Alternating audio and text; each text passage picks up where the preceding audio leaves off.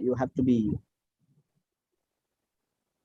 So good morning, everybody. We are starting our last lecture with Professor Partha Chatterjee for this course, The Modernity and the Making of the Social.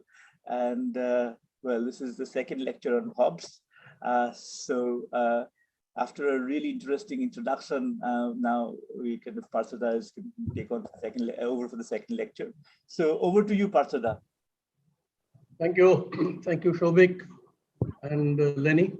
And welcome to all of you for this concluding lecture on the topic of violence and the modern state. We've discussed Hobbes's sort of central arguments in favor of the absolute sovereignty of the state and the complete unquestioned political obligation of subjects to the sovereign, right? That's the arguments we have gone through. I will briefly review those arguments just to refresh your memory. But as some of you have actually indicated to me, I've received a couple of emails, and I'm sure many of you have found this whole, the force of Hobbes's argument quite unsettling, because this is not the way we normally think of the relation between the state and citizens. And that is what we will discuss today. Why is it that Hobbes is almost universally rejected for his theory of absolute sovereignty? Nobody seems to accept it.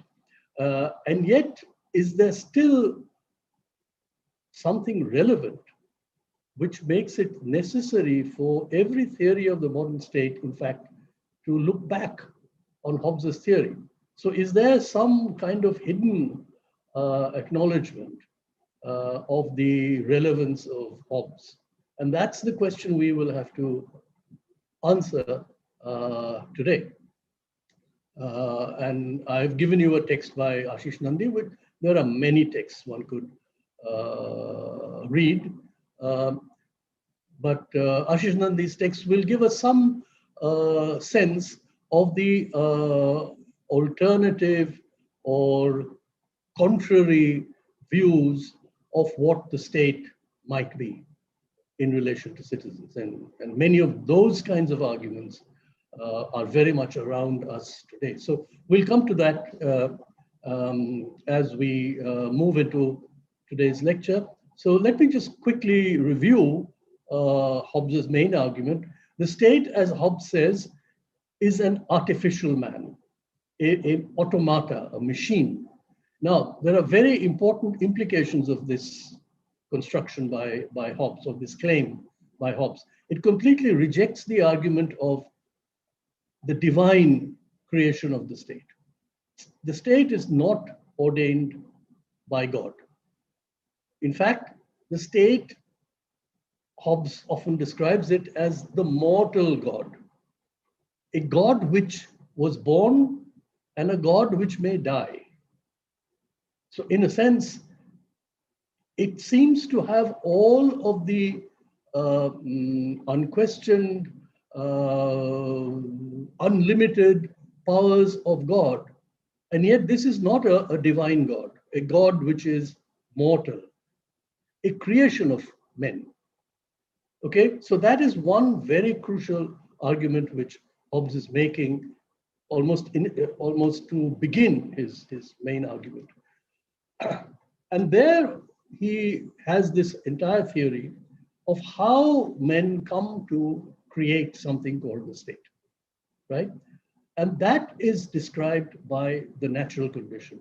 Now, what is important about the natural condition is that that Hobbes does not entirely reject the idea of God or the existence of God. There is always a question which nobody has been able to satisfactorily answer, whether Hobbes actually believed in the existence of God or not. Many people in his time and later actually claim that there's enough evidence to suggest that Hobbes was actually an atheist. He did not believe in the existence of God at all. But of course, he was writing at a time when it was impossible for someone to write that and circulate that opinion without actually risking his own life, actually. So Hobbes, in all his writings, he does acknowledge the existence of a creator God. But this creator God, the only thing that this creator God gives to men, who are also God's creations, because men are part of creation, right? But the only thing that God gives to men as a law is the law of nature, right? Nature, whatever nature dictates to humans is, or in other words, what is natural law, that is God's gift, nothing else. God, so we'll come back to this question about whether or not there is a sense of morality in Hobbes, right? In Hobbes, the sense of morality is not something that is given by God or by religious authorities, and we'll see why Hobbes actually rejects all of these ideas. If there is morality, that is to say, rules of right and wrong conduct, right? Then that morality, or those rules of morality, are given by men to men. Rules of morality are created by human beings.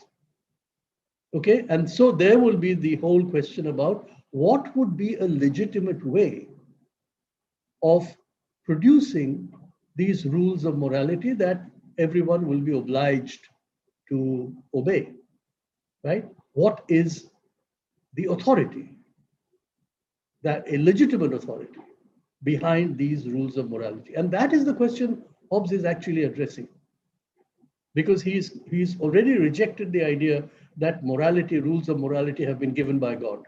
He does not accept the authority of scriptures. He does not accept the authority of the church, right? So what is this rule of nature? What does nature give to human beings? And there, one of the key arguments that Hobbes is making is that nature actually gives equal capabilities to human beings, both in body as well as in mind. Nature makes everybody equal in body and mind.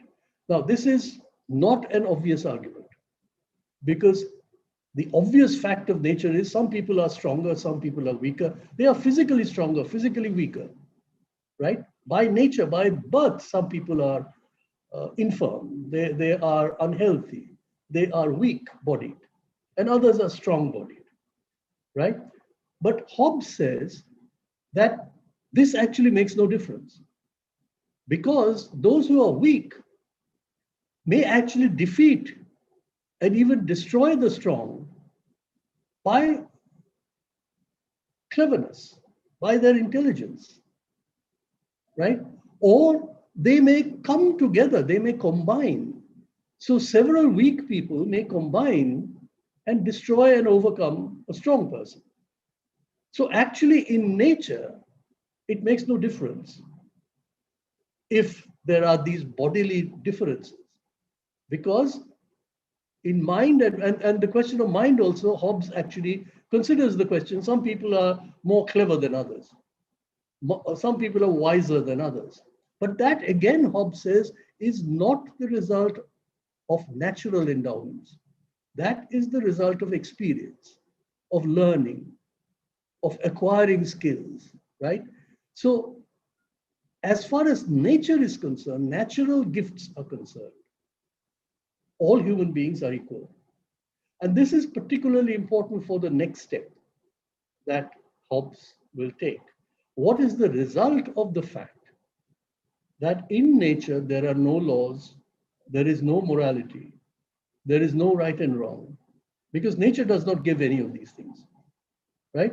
all that nature gives is, you might say, a kind of instinct of self-preservation. All that nature gives to human beings is this desire, inherent desire, a natural desire to protect oneself and to protect one's possessions. And in terms of possessions, you have to remember that in Hobbes's time, he's simply assuming that there are men, and he means men, meaning males, right? And part of their possessions are what we would call family, right? So women and children are part of the possessions of men, which they are obliged by nature to protect. Okay, so that is the natural condition. And what is the implication? The implication is that quarrels will emerge. Because everybody is equal, everybody feels equally entitled to whatever it is that one desires, right? And therefore, if two men want the same thing, then they will fight over it. That is competition. Because of competition, they will fight, right? Or because of what he's calling diffidence, and I've explained the meaning of diffidence in the 17th century, it meant distrust. It's not diffidence in the sense we use the word, distrust. So even if somebody has not directly harmed me, I will suspect that tomorrow that person might harm me. So I will not trust anyone. Okay, and finally there is the love of glory, the idea that other people must praise me, that other people must say good things about me. And that will mean if other people criticize me or say nasty things about me or look down upon me, then I will have the natural propensity to react and to fight. So all of these things are natural, right? They are given by nature. And the result is, as Hobbes will say,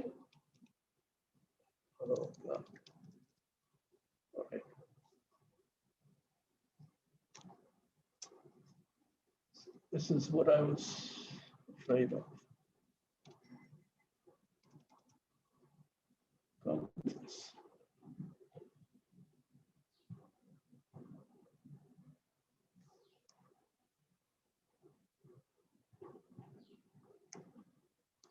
Okay.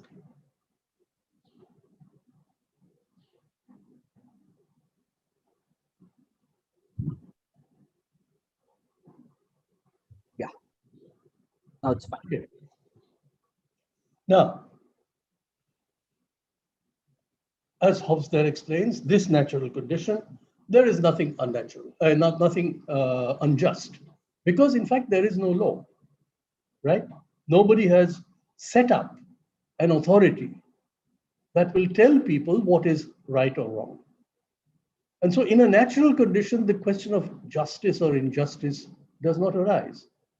Every action is legitimate and proper as long as it is undertaken to preserve and protect oneself and one's possessions, right?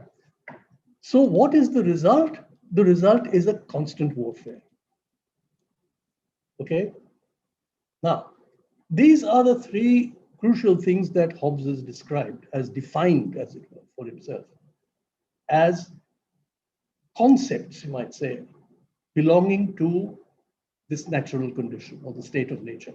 One is a natural right, the right of nature, which is the liberty each man has to use his own powers for his self-preservation and of doing anything which in his judgment is the best means for that purpose. Okay. Second, what is liberty or freedom which nature gives? It is the absence of external impediments to a man's powers, right? Absence of external impediments. Even if such impediments take away part of his powers, he cannot be prevented. from using the rest to achieve his purposes. So it doesn't matter if a person is unable to do what he wants to do because nature will not allow it, right? There may be a particular physical infirmity, or there may be something that human beings simply are incapable of doing, right? And so therefore, there's no point in wanting to do something which is physically impossible for human beings to achieve. You know, like jumping to the moon. You cannot do it, even if you want it. Okay. But there is nothing that will prevent anybody from trying to achieve something that is within his powers. Okay. And finally, a law of nature, and this is distinct from a natural right, this is a law of nature, is a general rule found out by reason by which a man is forbidden to do that which is destructive of his life or which takes away the means of preserving his life, right?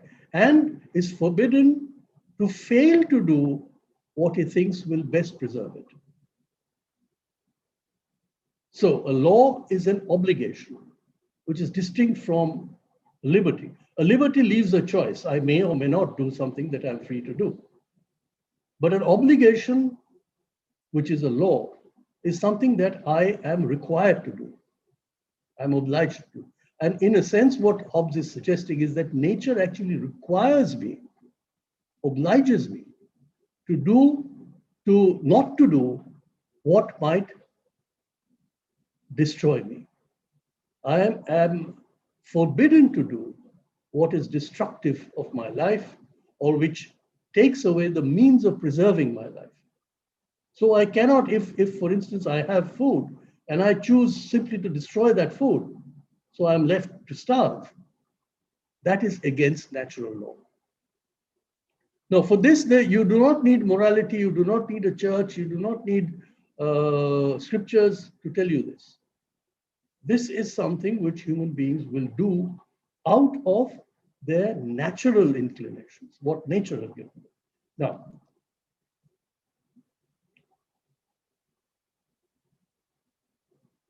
so as a result, I've missed particularly this one, okay, which is what is the implication or what will result in a natural condition where you have all of these things.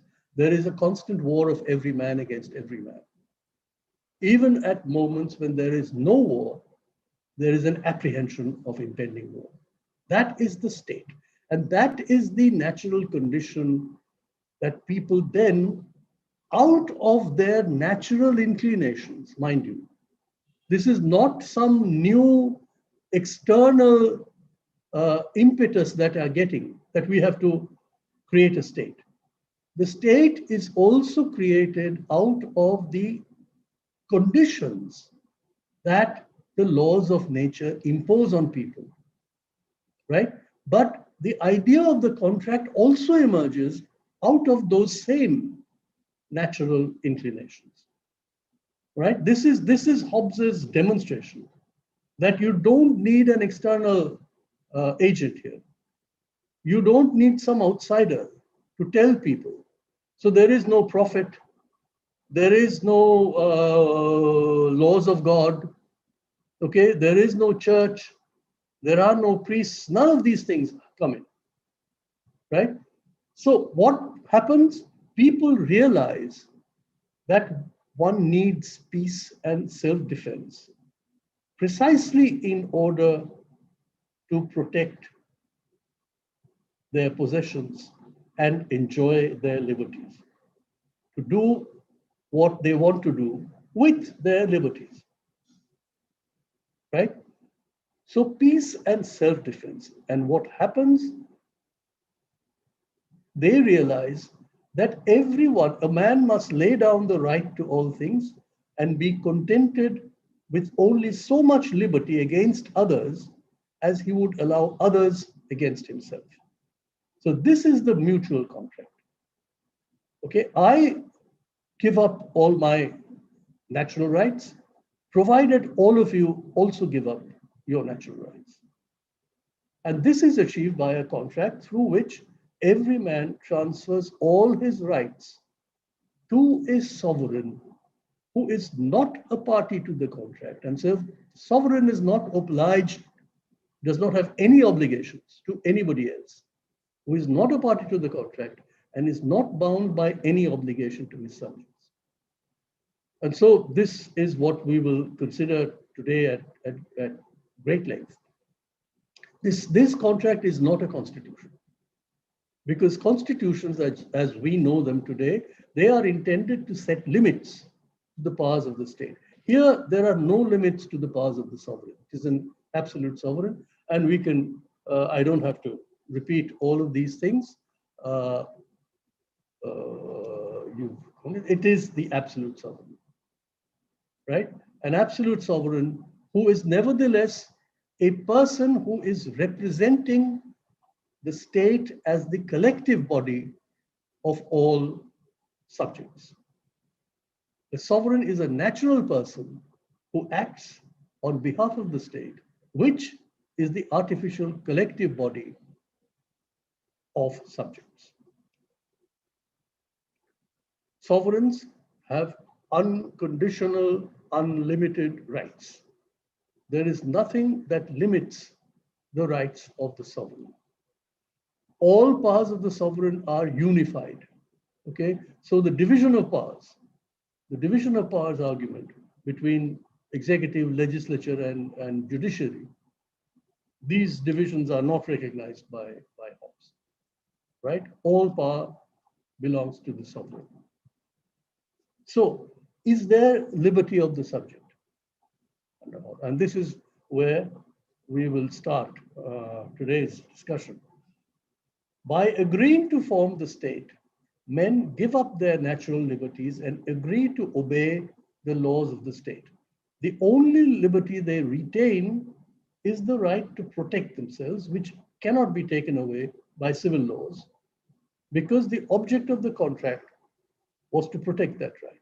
So it was, in fact, to protect the right of self-defense or self-preservation that they had formed the state. Okay, so the only right they actually retain is if the state cannot protect him, then the subject retains the right to protect himself.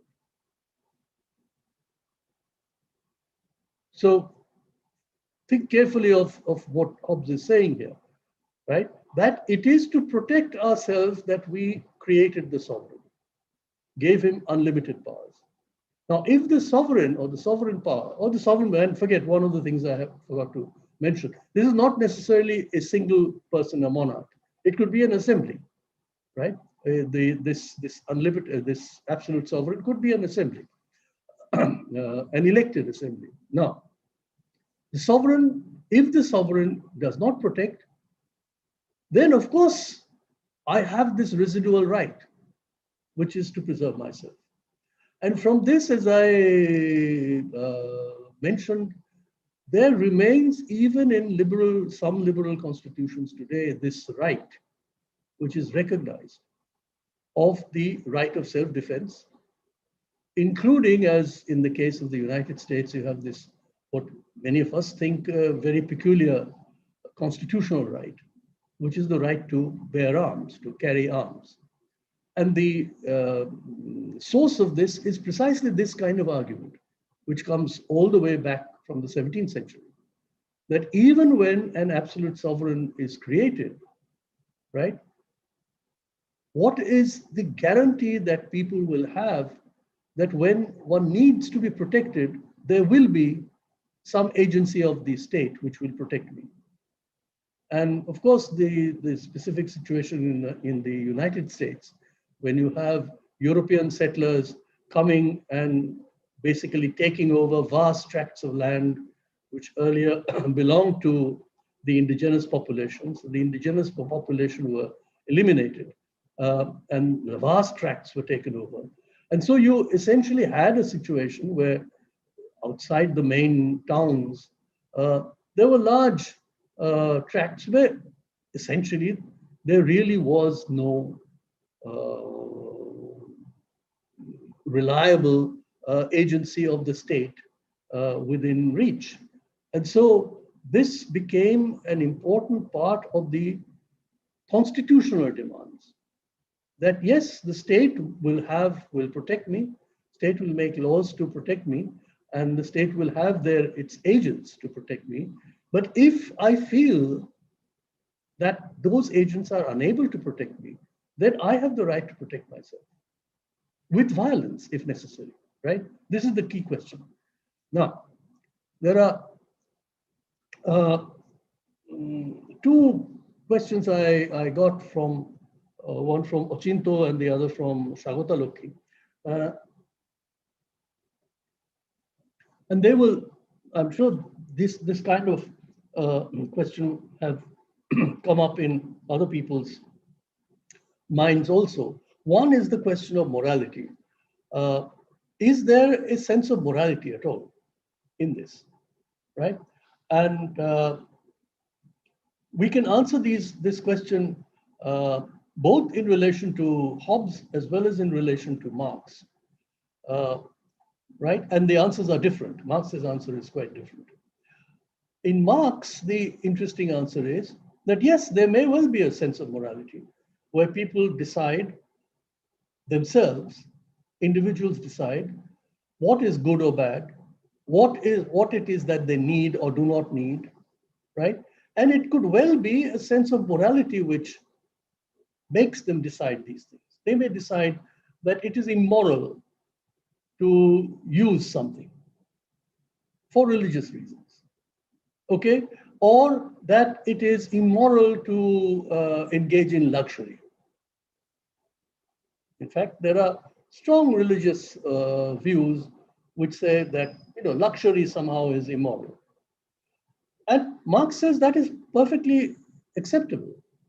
People may have this because in Marx's argument in Capital, what Marx is interested in is understanding what is it that matters for the capitalist mode of production, for the capitalist productive economy, for the market.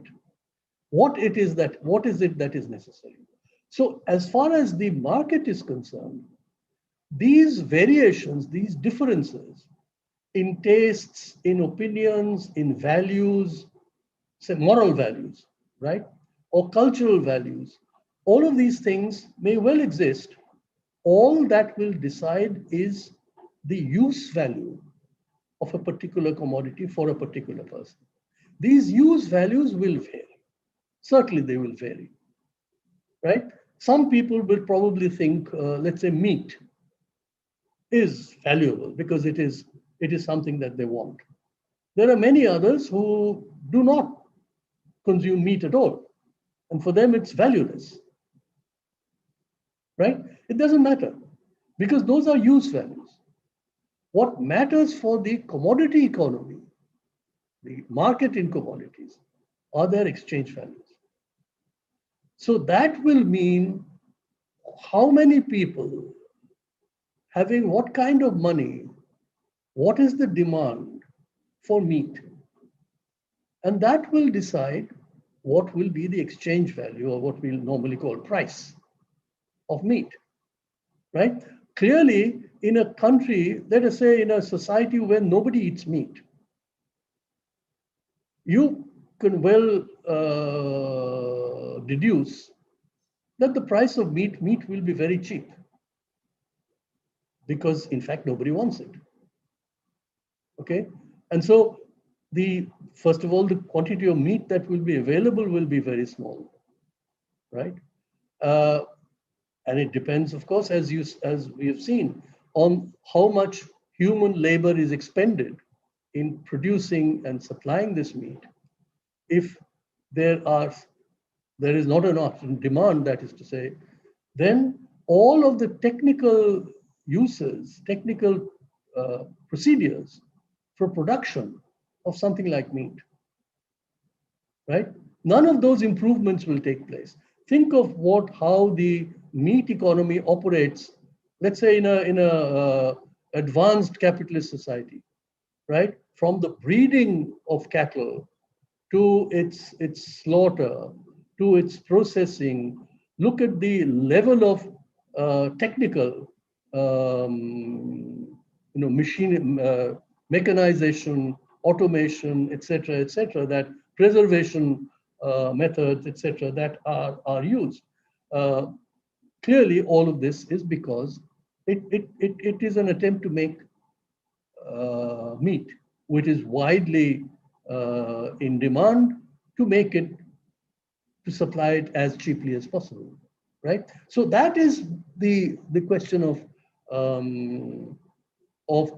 what is relevant in the capitalist market. It is not that morality is irrelevant, but what morality is relevant in this case is the question of what individuals who own property, right, will or will not buy from the market. Or, for instance, it could also mean the kind of jobs, for instance, that people may or may not want to do. So, for instance, in a society like India, where there is caste, it is quite understandable, it is possible for someone who, for caste reasons, some upper caste person, may actually choose to remain in a very low-paying occupation, let's say a village priest, right?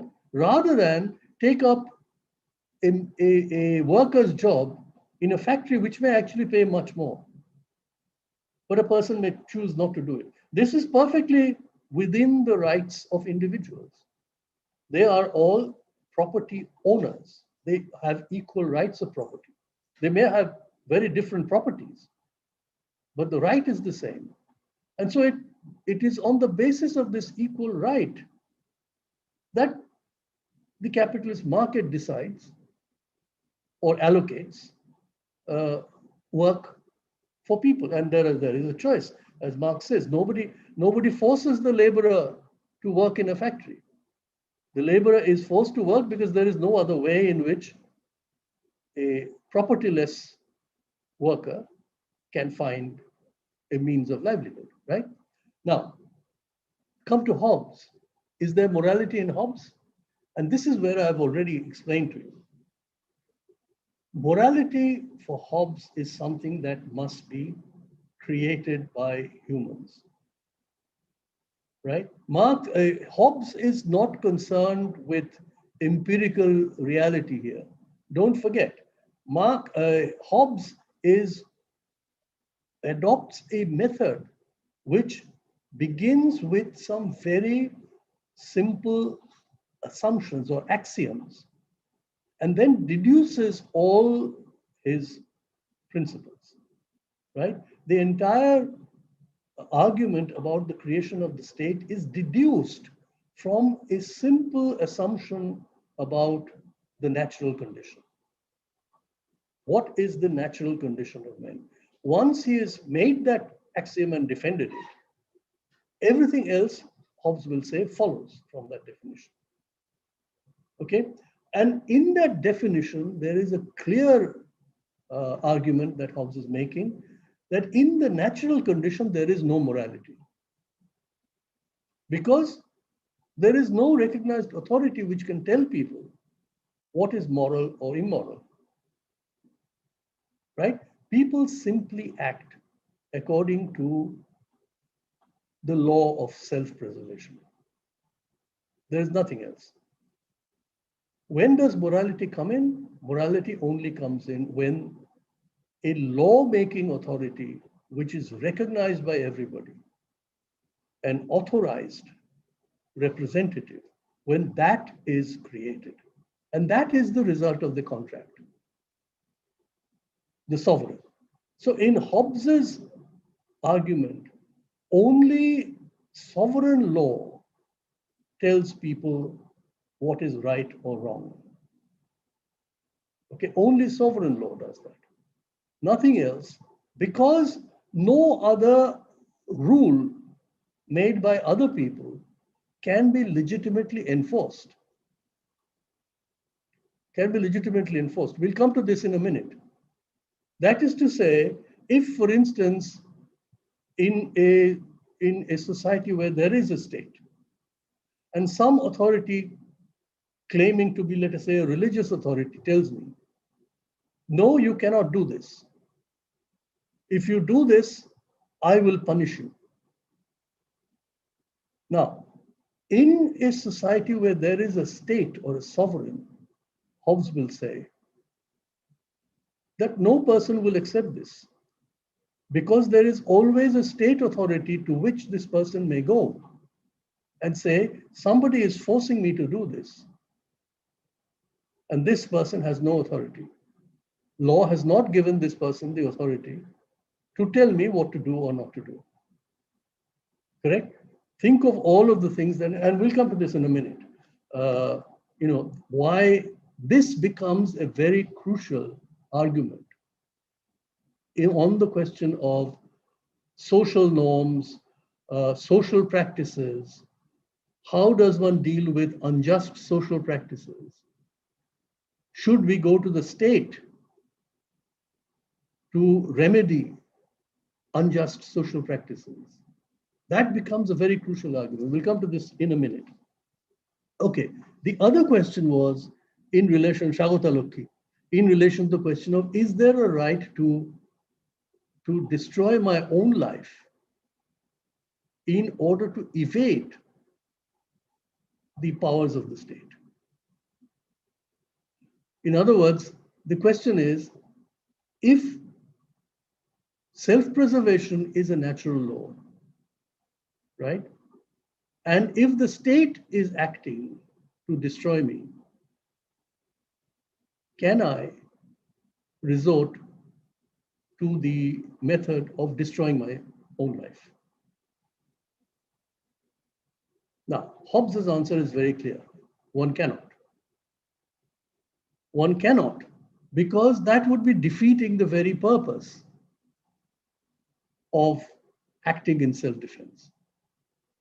Hobbes' answer would be, if the state or an agency of the state were acting, in my opinion, of course, there are two problems here, but if it was acting, in my opinion, against acting to destroy me, then the natural law of self-protection, self-defense, would impel me to resort to whatever means I can get through my intelligence, through taking the assistance of other people. There can be all kinds of things I might do in order to avoid that, in order to preserve myself. That would be natural. That would be natural. To take my life would be unnatural. It would be against nature. Now, Hobbes is perfectly clear in this answer. Okay, and for Hobbes, he has to make this argument because clearly he does not recognize any other authority except the state itself to tell people what is right or wrong. In fact, in a situation like this, if a state were acting to punish me, Hobbes has said this several times in several contexts, if the state is acting to punish me, then I am also the author of that action of the state, because I have authorized the state. Now, this is absolute sovereignty, and what follows is absolute obligation, right? Unconditional obligation. Now, that is Hobbes' argument. Now, as we can see from all these questions, and I'm sure many of you would have reacted in this way, this is not how we normally understand today the relationship between state and subjects. We don't understand sovereignty to be absolute and unlimited. We don't understand obligation to be unlimited and unconditional, right? So what are the differences? Why is Hobbes not accepted? So Hobbes is rejected by classical liberals. Liberals, those who are identified as liberals, from almost immediately soon after Hobbes' own time. They do not accept the theory of absolute and undivided sovereignty. While accepting that sovereignty flows from the will of the people, most liberals say that people only have a limited and conditional obligation to the state, and certain fundamental rights which the representatives in government cannot observe, cannot defy, right? And Locke, for instance, is still recognized by many liberals as the founding argument of modern constitutional government, liberal government. Locke proposed a two-stage contract theory. Locke actually discusses Hobbes and rejects Hobbes's theory. Locke has a two-stage theory by which individuals first enter into contract to form society. And in Hobbes's understanding of natural endowments, it is not merely self-preservation. There are many other arguments, such as a feeling of generosity, obligations towards others. Those kinds of things are also part of nature, right? So Locke's natural state is not a state of constant war. Now, individuals first enter into contract to form society. And society is precisely the stage when people actually cooperate. They act in coordination with others to improve their lives, to improve their personal ambitions, achieve their ambitions, to improve their possessions, right? And so they first form contract, by contract to form society. And in order to protect contracts in society, they then form a state with sovereign powers, which are limited by constitutional laws. Now, and this is broadly speaking the form of the liberal argument, which says there is first society where people associate with one another. They decide to cooperate with one another. They make contracts with one another, agreements with one another. I will give you this, you will give me this. I will do this for you, you will do this for me. And in order to maintain those contracts, to enforce those contracts, you need a neutral institution. And that is the state. That is the state. So a state is created under the liberal argument because of the need to enforce the agreements that are made by people outside the state. What in today's language, many people would call civil society. So there is a civil society. The civil society is not formed by the state. It is not formed by law. The civil society is prior. It is already there. Civil society is first formed by individuals who agree to cooperate with one another, right? So they set up companies, they set up associations, they set up, clubs, they set up all kinds of things, right? In fact, the liberal argument will then go on actually to claim that even marriage and family is a result of contractual association, which actually could be broken if necessary, if both sides agree, right? But it is to enforce those agreements of civil society, enforce contracts in civil society, that you need a neutral authority. If there is dispute, that neutral authority will settle that dispute. That is why you need law. So, in order to make this authority of the state limited, so that it does not become tyrannical, so that it does not use its powers in an unjust way, the classical liberals also insist on what is called the division of powers between executive, legislative, and judicial branches. so that all of those tasks of government do not fall in the hands of the same authority, so that one authority can keep the other authority in check, right? So the lawmaking authority, so the executive does not make laws. Laws will be made by the legislature, which is elected by the people. The executive will carry out those laws, enforce those laws. And in case there is dispute, there will be a judiciary, but the legislature will not be the judiciary. The executive cannot be the judiciary. You will have separate authorities for these things.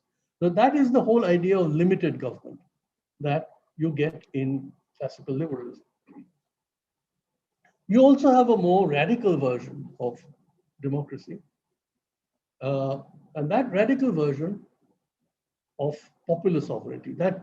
So in a sense, in the radical version in particular, the idea is who is the sovereign? The people is the sovereign. The people is sovereign, which is completely contrary to Hobbes's argument, right? In Hobbes, the people come together, give up all their rights to a sovereign, right? The people become subjects of the sovereign with absolute obligation. The sovereign is not a party to the contract. The sovereign is outside society, outside the control of society, okay? But in this version, in the more radical version of radical democratic version, right? The people remain sovereign and the people do not give up any of their powers. Rousseau in particular would be, and this is the kind of sentiment that became very powerful in the period leading up to the French Revolution, or the American Revolution against the British monarchy.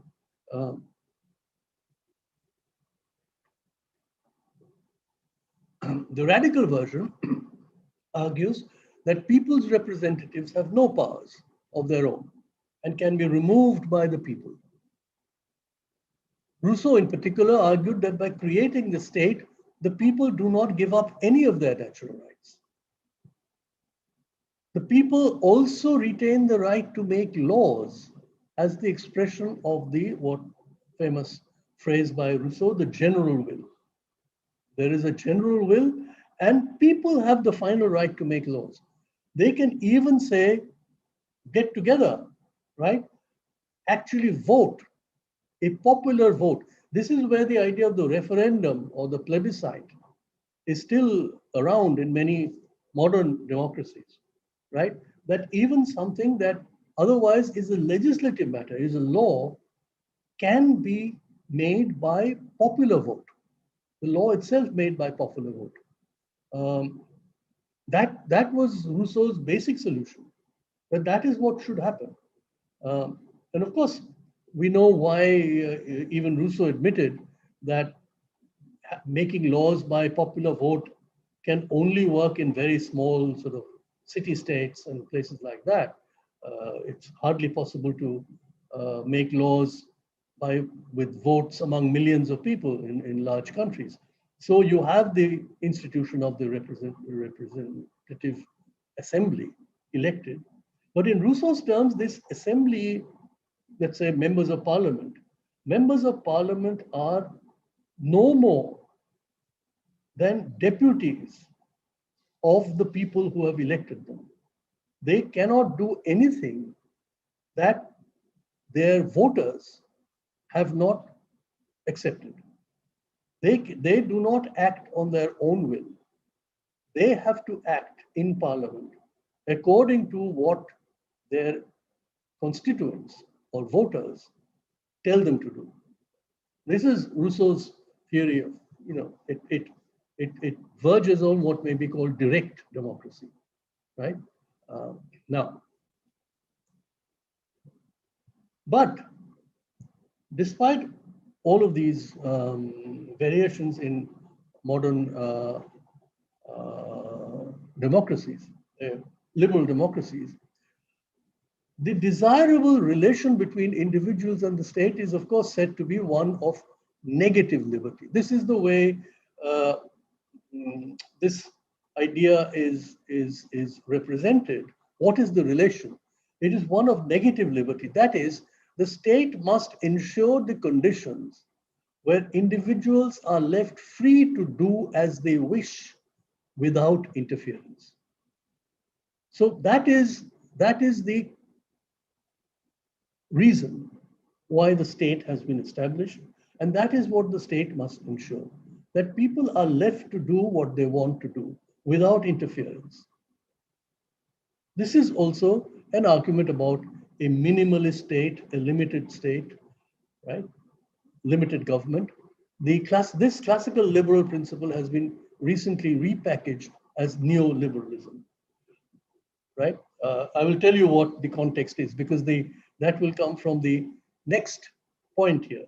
Because there is another version of the modern representative state, right? Another strand of liberal theory argues for positive liberty rather than simply non-interference. The negative liberty argument is non-interference. The state must ensure that nobody interferes with my liberty. But there is positive liberty, which says that the state should interfere to enlarge opportunities and capabilities of people to improve their condition and flourish. Now, this is associated with the welfare state and social democracy. Now, think of the welfare state argument. Now, the welfare state, people are actually told that you should go to a government hospital where you will be given free treatment. All right? Or everybody is entitled to housing. Or even if one is unemployed, the state will provide for you. Now, all of these things require that the state will have to raise the resources in order to make all of these positive liberties possible. Now, that will mean the state will have to tax, right? Unnecessarily tax those people who are wealthy. They will be taxed more, right? Because it is precisely those who do not have sufficient incomes who have to be provided for, right? Now, the negative liberty argument will say that is no business of the state. It is no business of the state to see that everybody has free health service, or that everybody gets free school or university education, right? That everybody has housing. That is not the state's business. That should be decided by the market, the civil social associations. People will have to get together, find other people in society. By associating with them, they must improve their conditions. And some people will make, will come out more successful, others will not. That is the principle on which the market operates. The state only should see that the market operates through fair contracts, that contracts are enforced, right? That nobody violates the terms of the agreements they have made. That is the negative liberty state. And in more recent times, this is precisely what has been reasserted as criticisms of the welfare state. That the welfare state is too intrusive, that the welfare state tries to do too much, okay? And in trying to do too much, it interferes. Now, so this is welfare state social democracy, which is a different kind of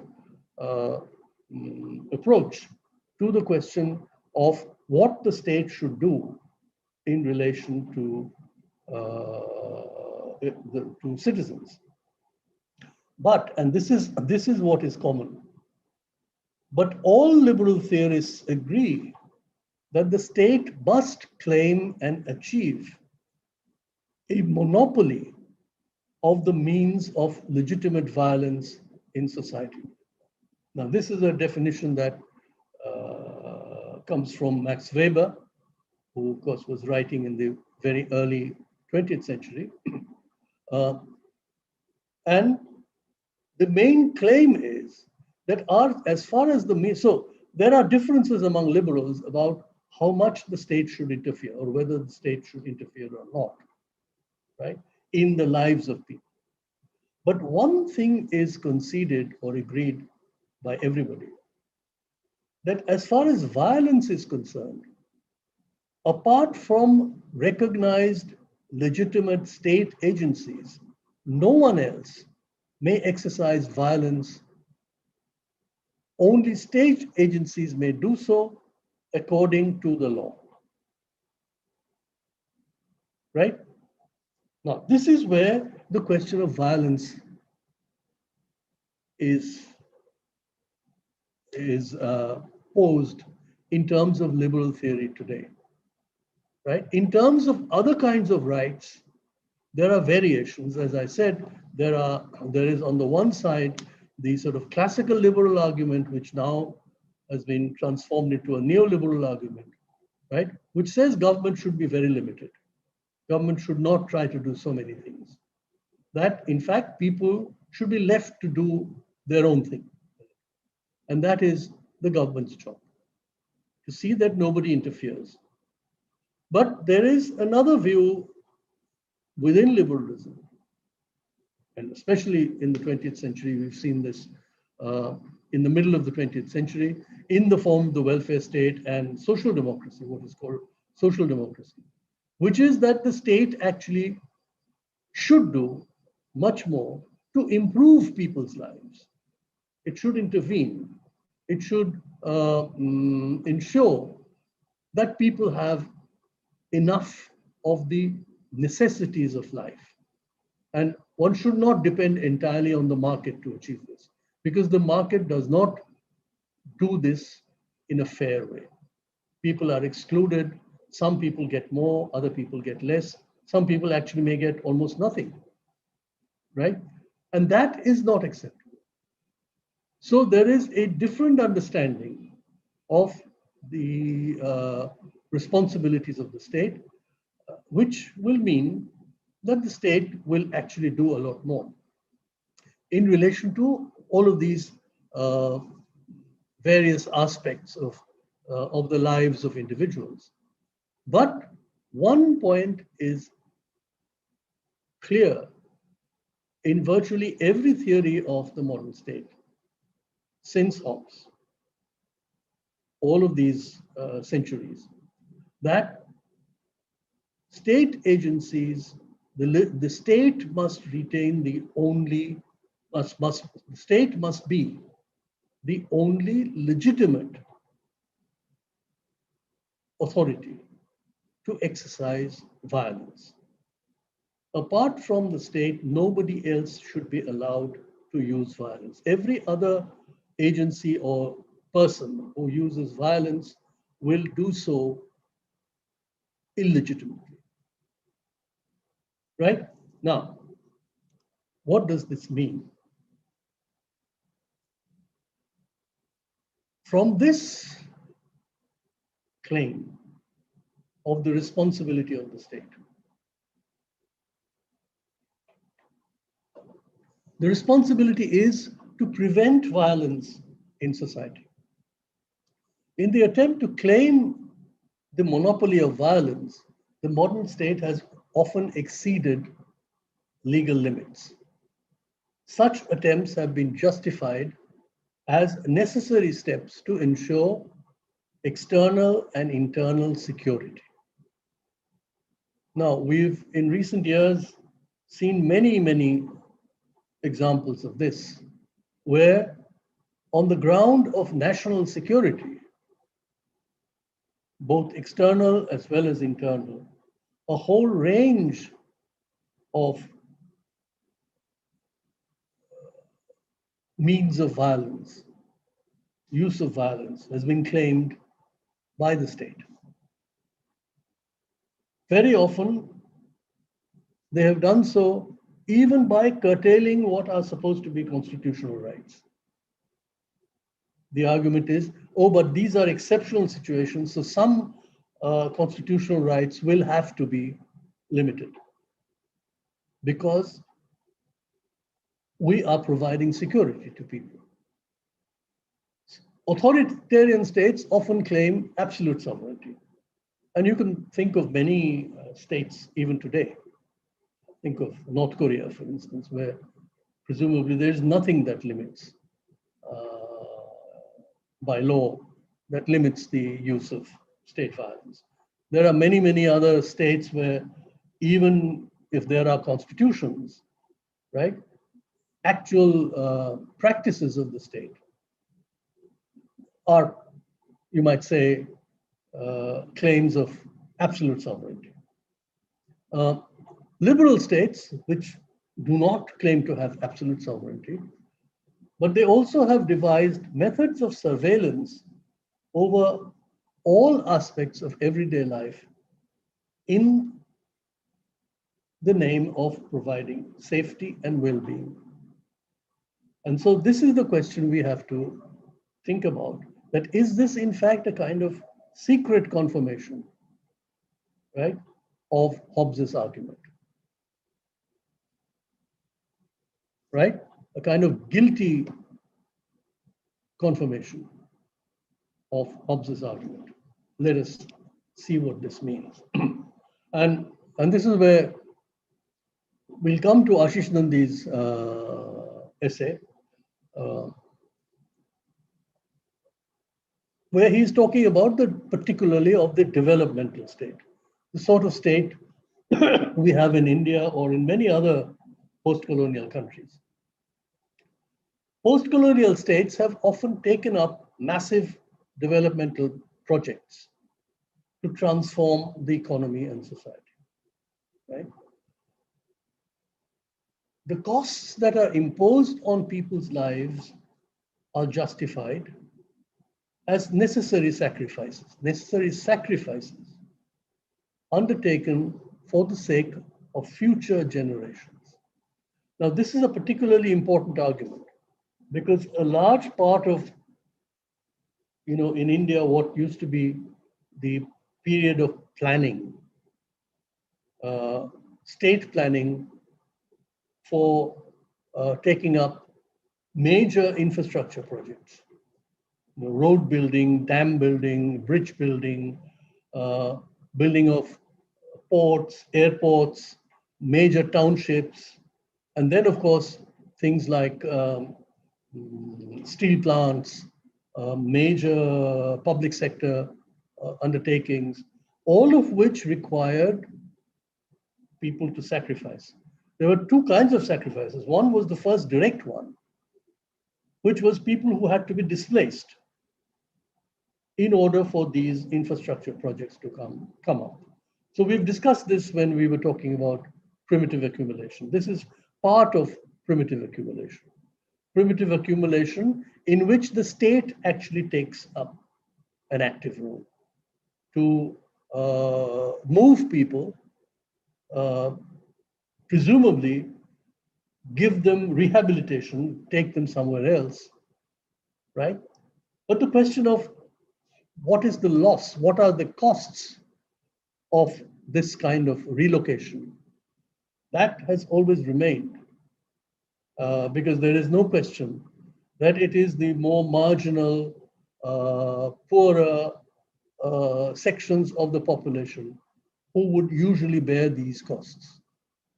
It's difficult to think of a major, let us say, dam project coming up in the middle of a city like Calcutta. It would never, or a Bombay. It would never happen because large parts of the middle class and the upper classes, they cannot be easily displaced from where they are.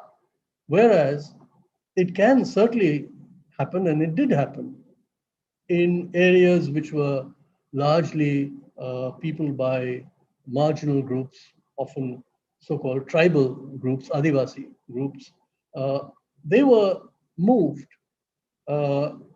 somewhere else, and those lands were cleared out for these major development projects. So the argument was, so in this case, there was a direct cost that was borne by these people. And the argument was that this was being done, or this had to be done for future generations. So the present generation was making these sacrifices for future generations. The other way, which was not a direct uh, sacrifice, but indirectly, yes, that when the state raised resources through taxation or through other means, what they were doing was artificially promoting or expanding the total savings of people. In other words, people were being forced to save, give up consumption, and save. So when people were paying taxes, and there were lots of indirect taxes, taxes on ordinary items of consumption. So you pay sales tax, excise tax, everybody has to pay that, right? And then there are direct taxes too, income taxes on income, for instance. Now, in all of these things, what happens is that the money, incomes, which people might have expended on immediate consumption, that is forcibly taken away from them by the state, right? Turned into tax revenues, which would then become available for investment in these infrastructure projects. Now, this was defended, this was justified by saying that the present generation must save for the prosperity and well-being of future generations. That is the fundamental argument of planned development, right? That people will sacrifice now for future generations. And of course, as we know, the idea of sacrifice carries a lot of moral baggage. It is clearly something that is noble, you sacrifice. And the idea of sacrificing for one's children is a very well-established sort of cultural value. Parents will save and sacrifice for their children. And that, in a sense, was turned into a national argument that the entire present generation of the nation was sacrificing so that future generations will live a more prosperous life. Now, Ashish Nandi basically begins by recounting this argument, this justification of the efforts of the developmental state, and argues that this attempt at rapid progress to catch up with developed nation states has largely failed. Okay, it's largely failed. So what is Nandi's critique?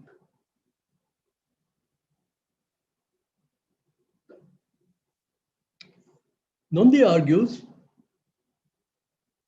that the nation state tries to homogenize all cultures within its territorial space. What does it mean to say homogenize? It means that all of the local particularities, the local differences, all of the local forms of adjustment that may have been built over generations, they are all ignored because of the need to project some kind of unified purpose, a unified goal of the nation state as a whole. Of a nation state as a whole. So for instance, if people, let us say in Jharkhand, are being resettled because of dam projects in the rivers which originate in that region, right? The argument will be, well, they have to bear this cost, this sacrifice, because agricultural regions further down the river will become more prosperous. Agriculture will improve. Floods will be controlled. All of these things may be justifications for why big dams have to be constructed. Now, why should in terms of a pre-modern kind of idea, somebody could say, well, why should the Adivasi people of Jharkhand care whether or not floods in West Bengal were controlled or not? That is not their responsibility. Why should they have to bear the burden? Well, the answer on the part of the nation state is that we are all equal citizens now. And so we must look at what is of greater benefit for the entire collective. And for the entire collective, and this is where the whole idea of planned development comes, right? Because nobody from within the Adivasi society in Jharkhand could be expected to see this larger picture. This larger picture will only be visible to those with the required knowledge and skills, right? Which a planner, a national planner might have. A national planner who will take into account all of the various factors that affect different sections of the population in different regions. And the planners then come up with the argument that it would actually benefit in the long run. It would benefit the people of Jharkhand if agriculture improves in Bihar or Bengal, right? Because there will be more food available, food grains will become cheaper. That will be of advantage even to the people of Jharkhand who are having to go through this sacrifice now. So that becomes the argument, but the effect is a homogenizing effect. Effect is a homogenizing effect. All cultures and cultural differences, right, which are often extremely localized, they are, you might say, bulldozed, right? They were ground to the same level in the interest of visualizing a space of a homogeneous space for the entire nation state. So that's the first argument. Second, post-colonial elites have uncritically accepted the hegemonic claims of modern science and development. Now, this is where Nandi's other criticism comes in, that this knowledge of planning or planned development is actually simply an attempt to mimic, to copy, imitate the forms of economy and state that have been created in the West, right? That is what was uncritically accepted. And Indian planners got down to learning those same techniques, the techniques of science, the techniques of engineering, and hence, even when they developed supposedly their own techniques of planning, the methods and the elements were all drawn from science and technology as they had developed in the West. Third, the violence done to vulnerable peoples and cultures are accepted by many as necessary sacrifices for economic development and social progress. We'll come to social progress in a minute because it's not simply a question of the economy. There will be an associate question of social progress. So for instance, in relation to Adivasi people, for instance, there will be an argument, and this is a debate which continues right into this day. Is it or is it not the responsibility of the state, the nation state, to introduce modern education, modern science into the lives of Adivasi children through their schools? So what should be taught in Adivasi schools? So first of all, the idea of schooling in the modern sense is something that will have to be imposed from outside, right? Traditional Adivasi societies did not have modern schooling. I mean, they have completely different ways of teaching children various things, including their own literature and culture and social practices. All of these things were taught. They were institutions of training, but they were not like modern schools, right? The homogenizing comes when the same model of the school is introduced and imposed. The same curriculum is imposed.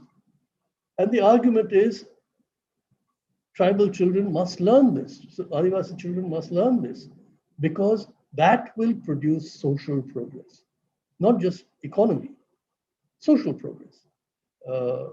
Because there is, of course, an inherent understanding that Adivasi cultures are backward. Now,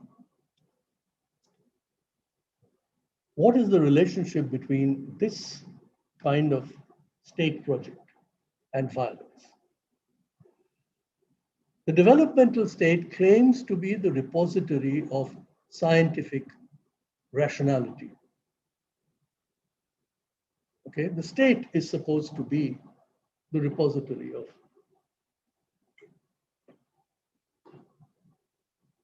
scientific rationality. And the principal funding source for scientific research is also the state. This is true even now. It's been certainly true from the 50s, 60s onwards. Think of all the institutes of technology, think of all the CSIR institutes, institutes of medical research, all of these things were essentially state funded. All the major universities were state funded. Now, but major areas of research relate to defense-related technology rather than basic science. Now, this is a very interesting argument.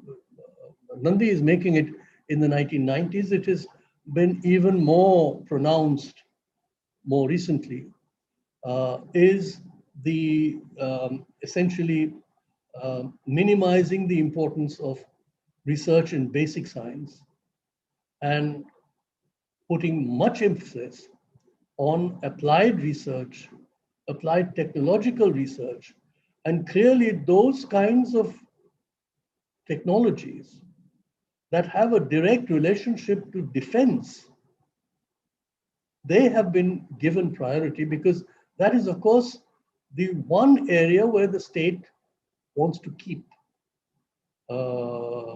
its monopoly, right?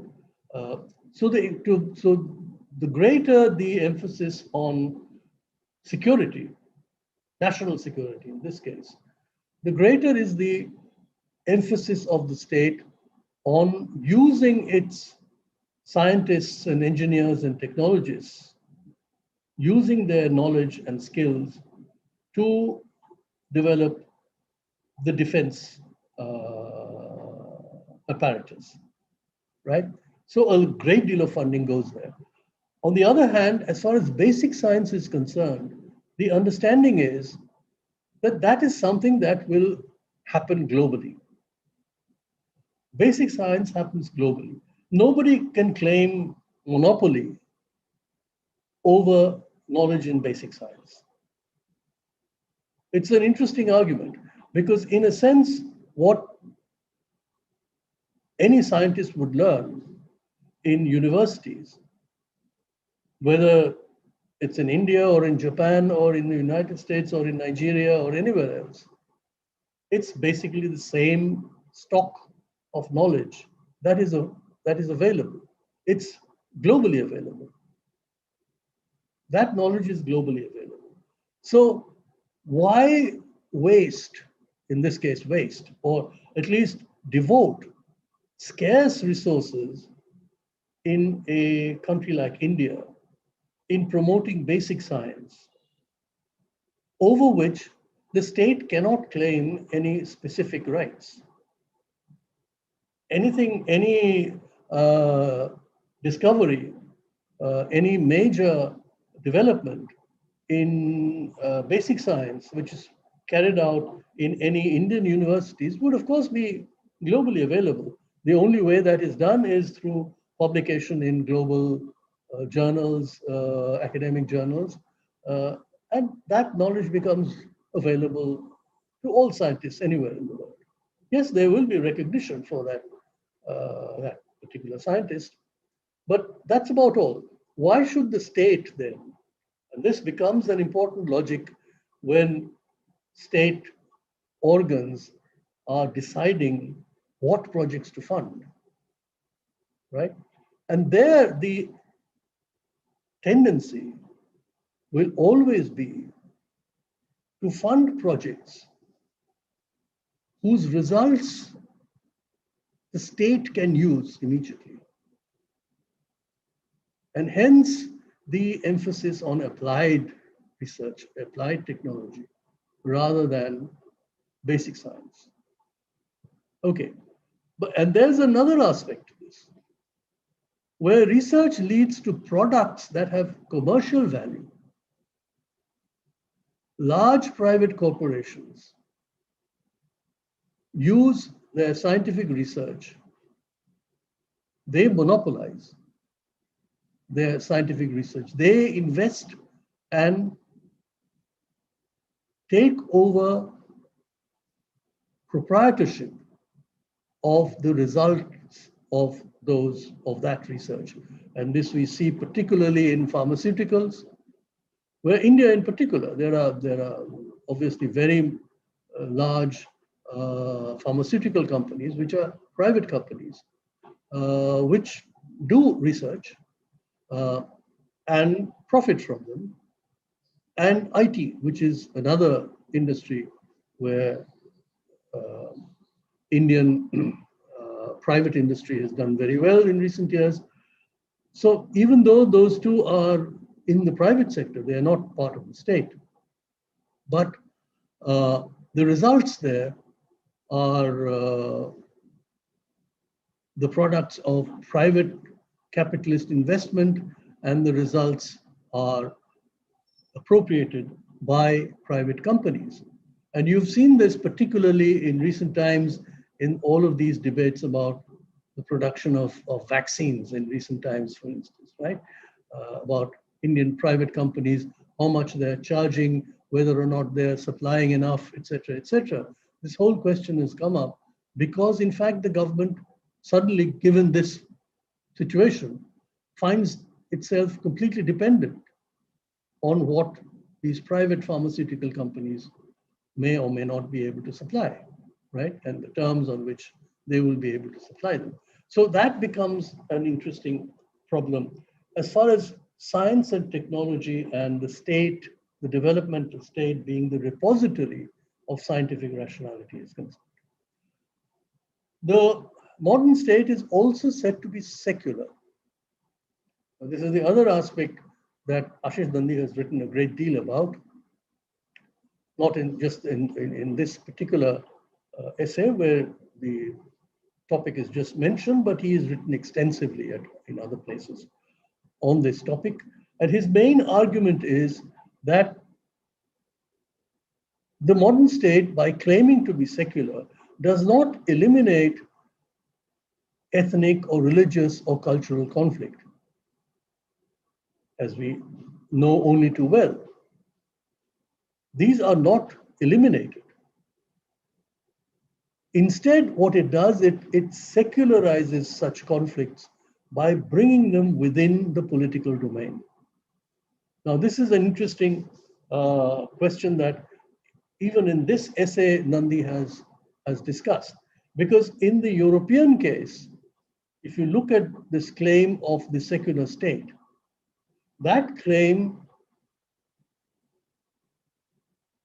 arose in the background of religious wars. The religious wars in Europe, let's say in the 15th century, all through the medieval times, and especially some of the last ones, really vicious wars in the 16th and 17th century, religious wars between different groups among Christians, right? Especially Catholics and Protestants, but also in some cases different groups of Protestants themselves, right? All of these, they were violent and long, prolonged religious wars. And the rise of the secular state, the ideas of toleration, for instance, and leading in the 18th century to the idea that the state actually must have no religion at all. The state will be completely outside of religion. That in the eyes of the state, everybody will be seen to, as it were, have no religion. It doesn't matter what people's religions are, because the argument would be religion would be a private matter.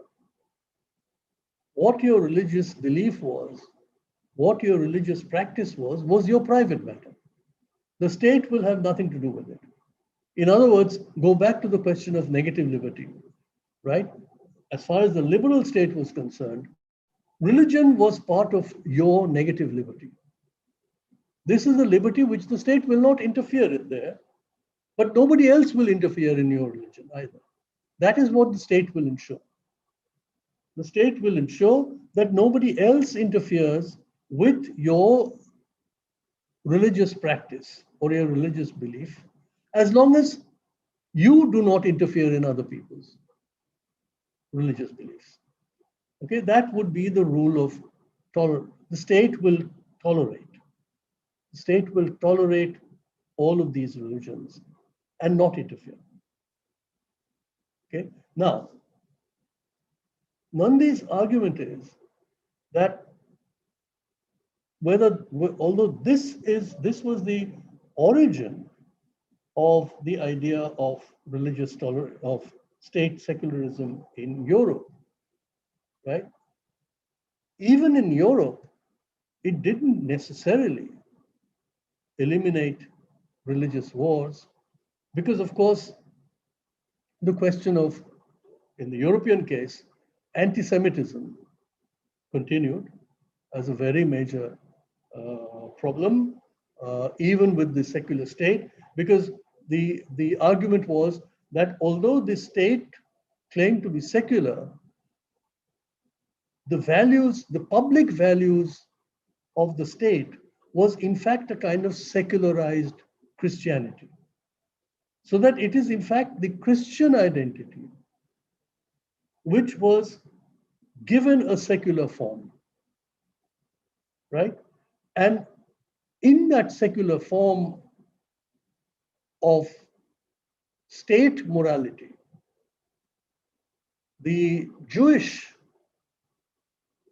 religion and its practitioners did not fit. They were seen to be, in their public beliefs, they were seen to be not conforming to the rules of secularism. For instance, in France, after the revolution from the 19th century, you have a form of secularism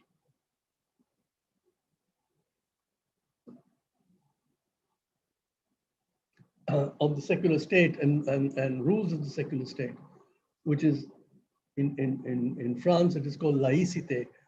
Laïcité effectively means, for instance, it prohibits any display of religious symbols on one's person in public.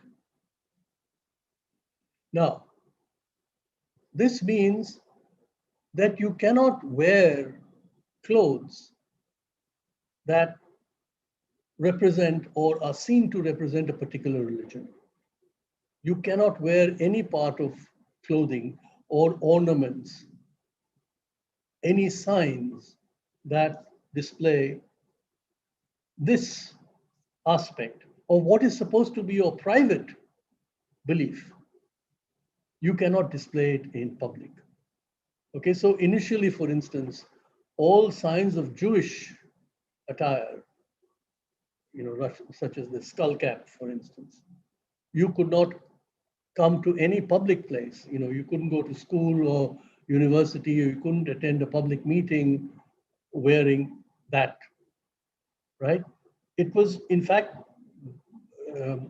considered improper to wear sort of large cross, for instance, because that was seen to be an unacceptable display of religious identity in public.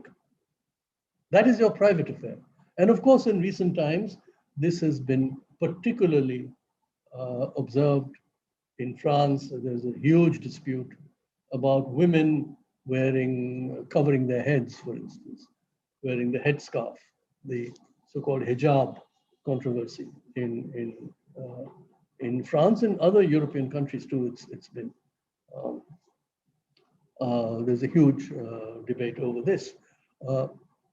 Now, so here too you can see what is happening, even though these are relatively marginal instances because they don't affect the very major part of the population.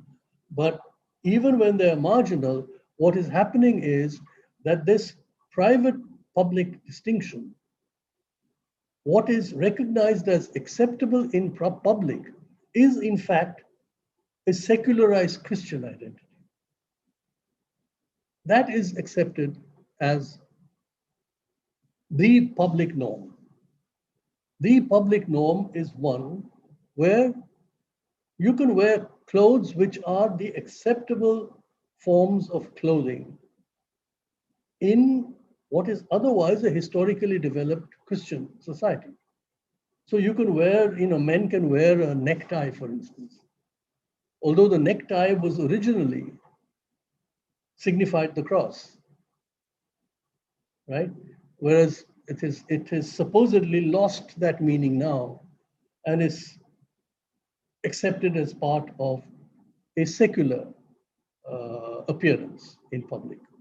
Nobody thinks of the necktie as a remnant of wearing the cross, okay? But the hijab is not acceptable. The headscarf is not acceptable. Now, this is already what Nandi would say is secularizing religious difference. But in developing societies, in countries such as India, right, the conflicts are not really only about very marginal instances like this.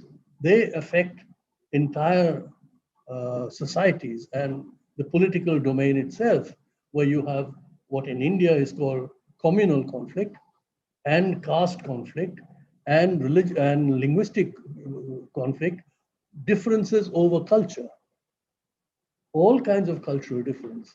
And the state cannot remain or has not been able to remain neutral in any sense by claiming all of those are private matters.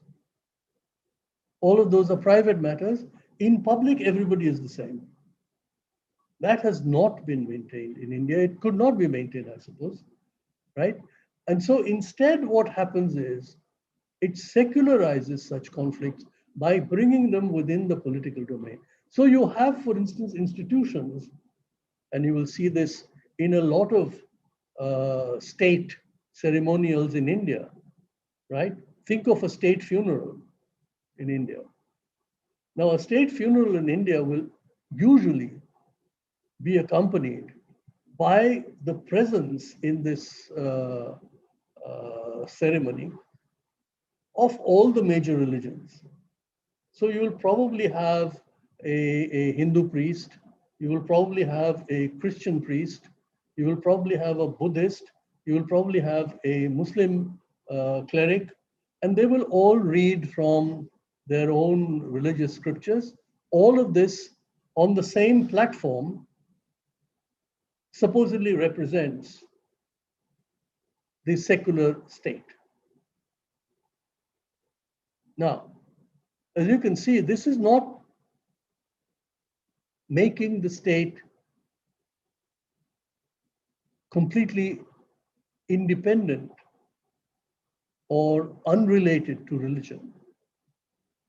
What it is trying to claim, and this has been argued about the peculiarity of Indian secularism, right, is that there is an attempt to be equally distant from every religion,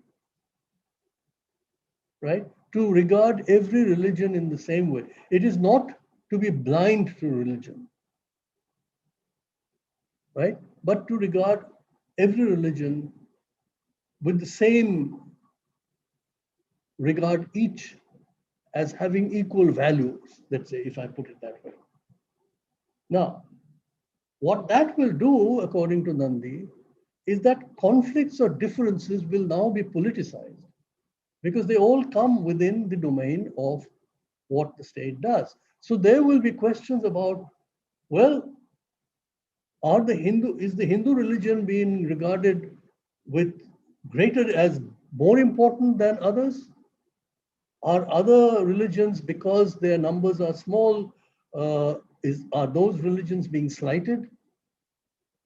And once that happens, once ethnic differences or religious differences enter the domain of politics, then of course, given the logic of numbers in a democracy, right?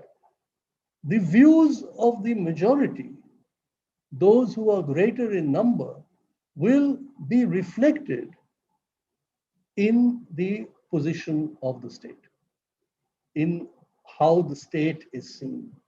Because the group which has larger numbers will be able to project itself far more in the arena of the state. So this is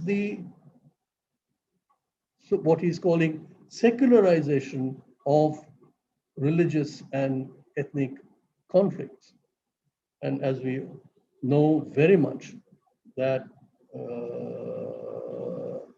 politics in India in the last many decades has been marked by politicized conflicts between different ethnic groups or religious groups. So this is where Nandi makes his crucial argument. This is the key to Nandi's argument. He says that pre-modern states were often autocratic. So you often did have a ruler who claimed unlimited powers, right? Who ruled simply by his own dictates, didn't listen to anyone. You had rulers who were tyrannical. You had rulers who were violent,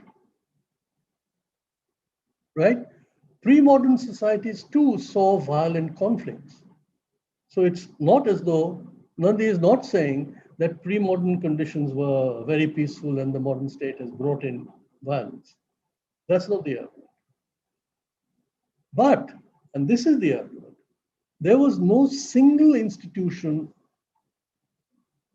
or authority in those societies which could exercise total control over the lives of large numbers of people, right? There was no single institution. So even if there was a ruler, a Raja, who was tyrannical, you would have had other feudal lords of different kinds, local chiefs, you would have had religious authorities, you would have had community leaders of different kinds, right? And the king's authority would not have been total. There was no authority of this kind in pre-modern societies, where a single person or a single organ, institution, had complete authority over all lives, or at least over large populations. Yes, there may have been very small communities. You did have, small, what are called sampradayas, right? Small sects, where, for instance, the leader may have had virtually complete authority. And everything that the leader of that sect, that sampradaya leader, who may have been a guru or whatever, wanted would have been done. But that usually did not transcend to other sects. Other sampradayas would not have accepted the authority of this person, this guru, even in the same village or in the same district. There would have been others, right? So unlike the modern state, which claims this sovereignty over the entire territory, right? Pre-modern societies, even when they were violent, even when they were tyrannical, there was no single authority which had this kind of total claim over the lives of millions of people, right? This is what the modern developmental state seeking to provide security, well-being, and cultural progress. Now, development state is not a state of negative liberty. It claims to be a state of positive liberty, right? To intervene in the lives of people in order to make them better, right? So,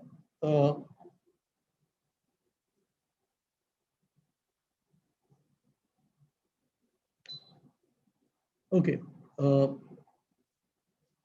it totalizes the exercise of violence. Now, can there be resistance to the developmental state? And this is something, of course, that Hobbes would never have accepted. But as I've said, most people don't accept Hobbes because most people accept a right to resist. Now, the call for multicultural, multi-ethnic, and Nandi says there are three kinds of resistances. One is a call for multicultural, multi-ethnic, and multinational states, where state power will be less centralized, giving greater voice to local communities. So this is a state which is not merely federal, but decentralized. Decentralized meaning effective decision-making powers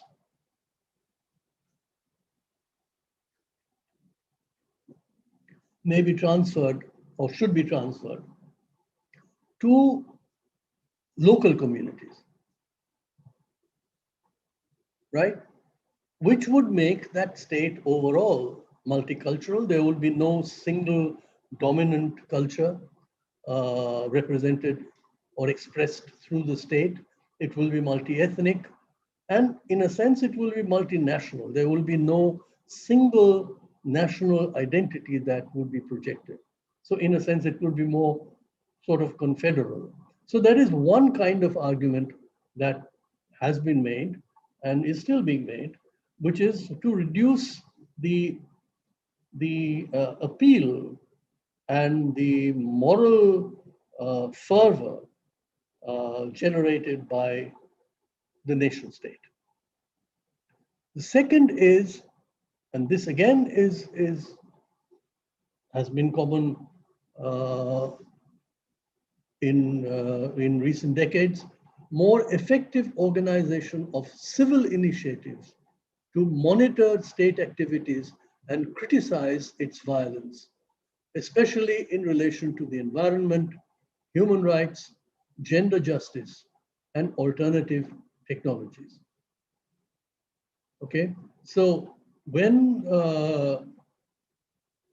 the state exercises what is seen to be illegitimate violence, right, then there is an attempt to organize civil society to monitor what the state is doing and criticize its violence. Now we've seen this, this is still going on. And the third is, and this is an interesting argument that Nandi makes, he doesn't elaborate on it, is to recover the anarchist element in Gandhian ideology. And this, of course, itself is largely undiscussed.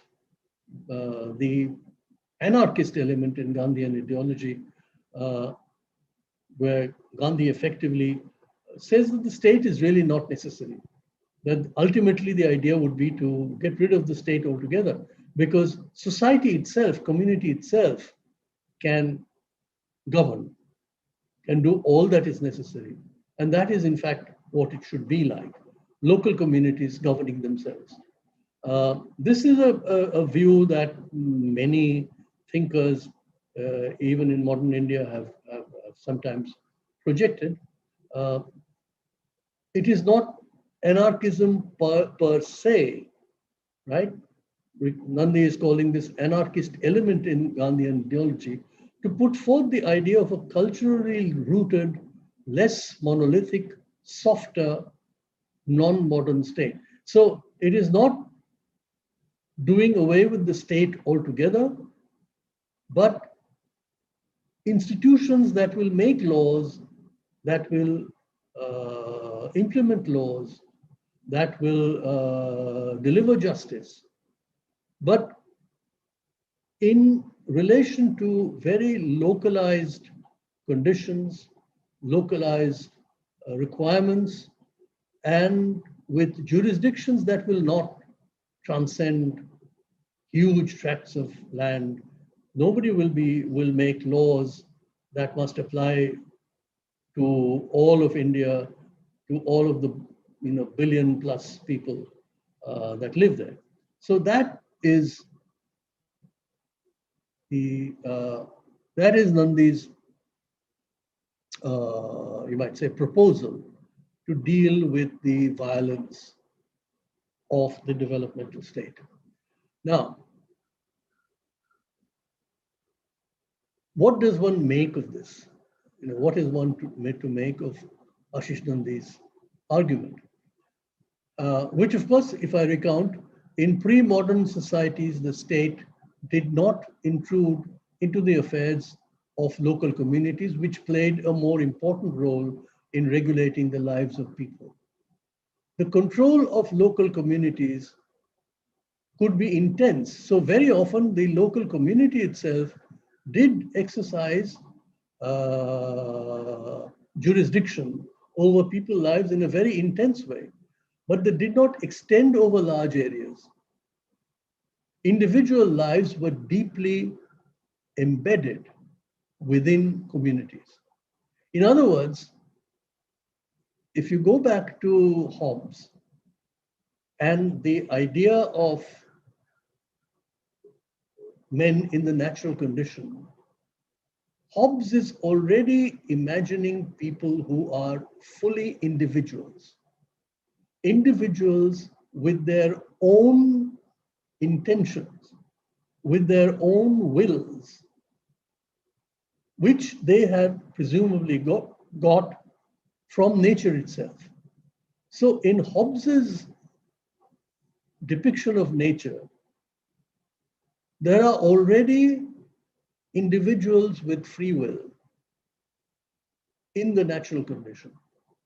Now, in the kind of pre-modern community that Nandi is imagining, and there is a lot of ethnographic and other kinds of evidence to support this, there are no individuals in that sense, in that condition, which is prior to the modern state, right? In these local communities, so-called individual, every person was so deeply embedded within the norms of the community itself that what is left to purely individual choice is fairly restricted. Because, you know, from birth to death, or maybe even after death, right? Individual lives were very closely defined by community norms. Now, what's important to understand is that these community norms were not like the norms of a state.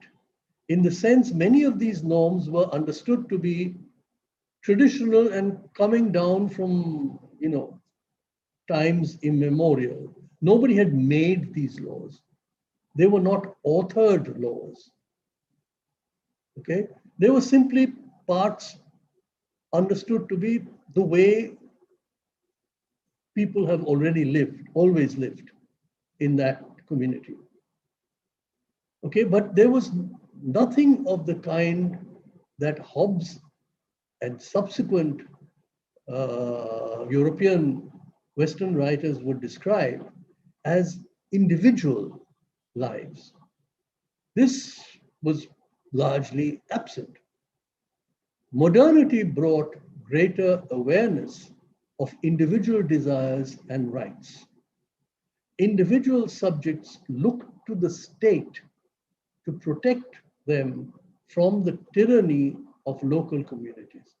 Now, this is what you have to think about most seriously when you think of what the modern state claims and the violence it can use with justification.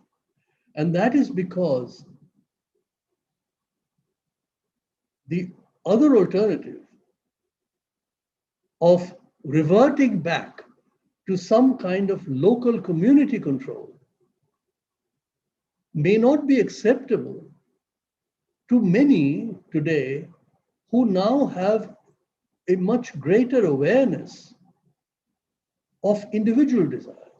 So for instance, think of, and this is very interesting, the condition of, let's say, lower, you know, castes that are lower in hierarchy, or castes that are considered or used to be considered untouchable.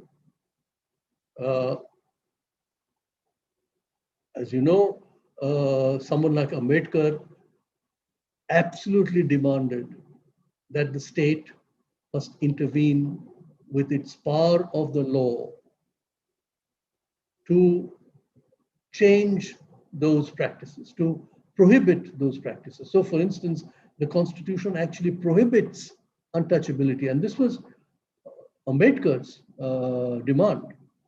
Now, even at the time, there was a lot of debate about whether or not this was a necessary provision and whether or not this would in fact be an effective position, because the argument was untouchability and caste discrimination is something that comes out of society. You have to actually change social practices and social beliefs before you can expect these kinds of oppression to go.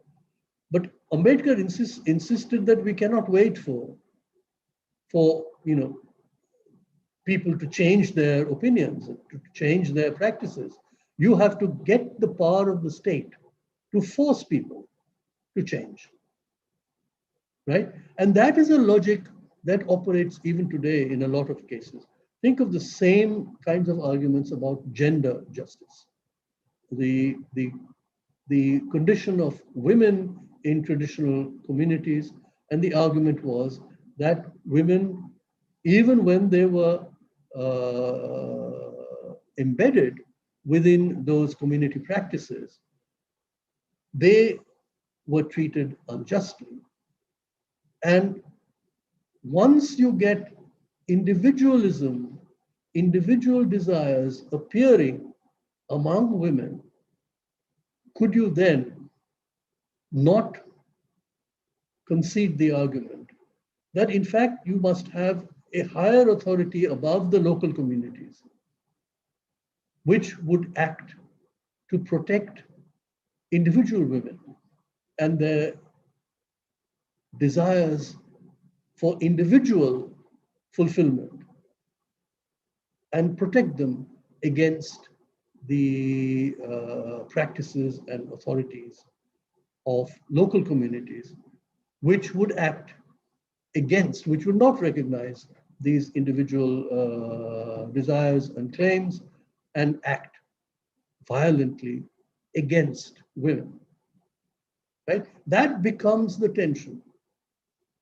And this was the background of Hobbes's sovereignty, which was created by contracting individuals. And so the question now is, and I want to raise this question for you to think about, which is not just the sorts of arguments that Ambedkar makes about the need for the state to intervene with its power of the law and its power to coerce in order to produce more progressive social, progressive and just social practices. But also think of the other effect that we have now seen of a democratic nation state emerging, where a popularly elected sovereign leader, right, is expected to do exactly what Hobbes' sovereign was supposed to have done, right? A popularly elected leader. So you can think of these people as essentially Hobbes's people who are entering a contract.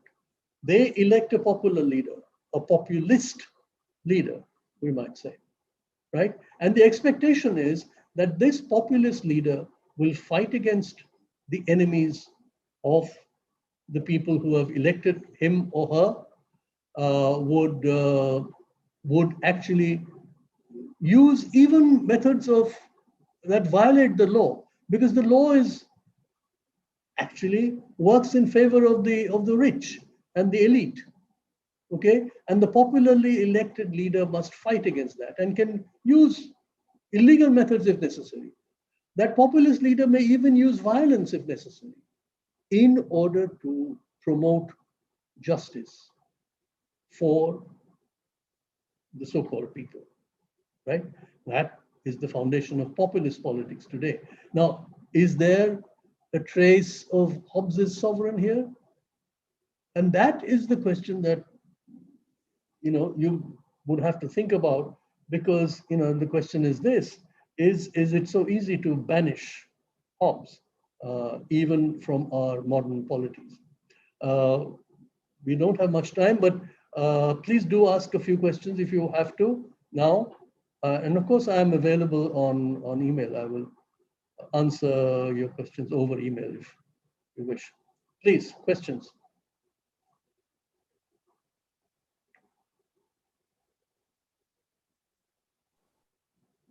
Partha, there is one question on YouTube, but let's wait for students to ask questions first if there's Yes. a question. So I have a question.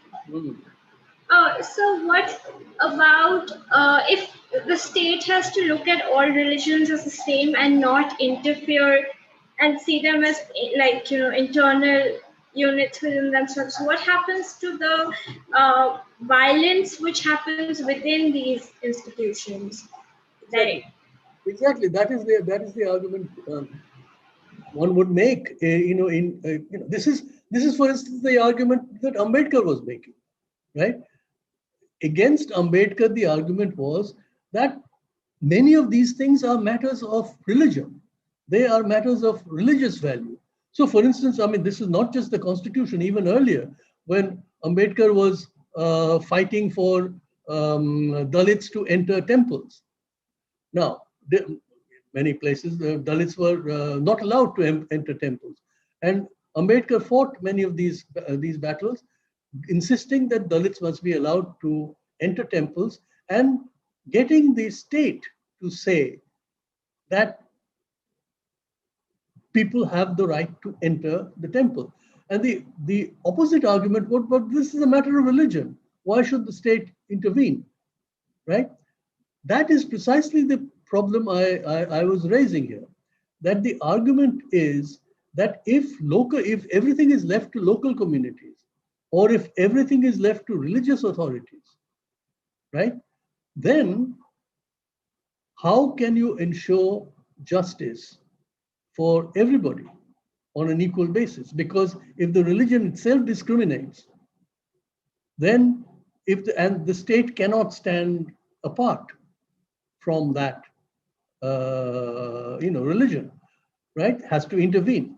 And this is the problem that is raised by Hobbes's theory, that Hobbes completely rejects any authority of religious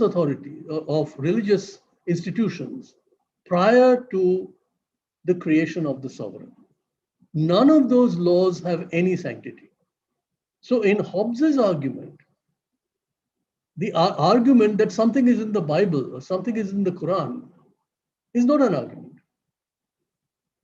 right? Because those were not supposedly, what is the legitimacy of those laws? They were not made by people who had agreed to create a sovereign who would then give them these laws.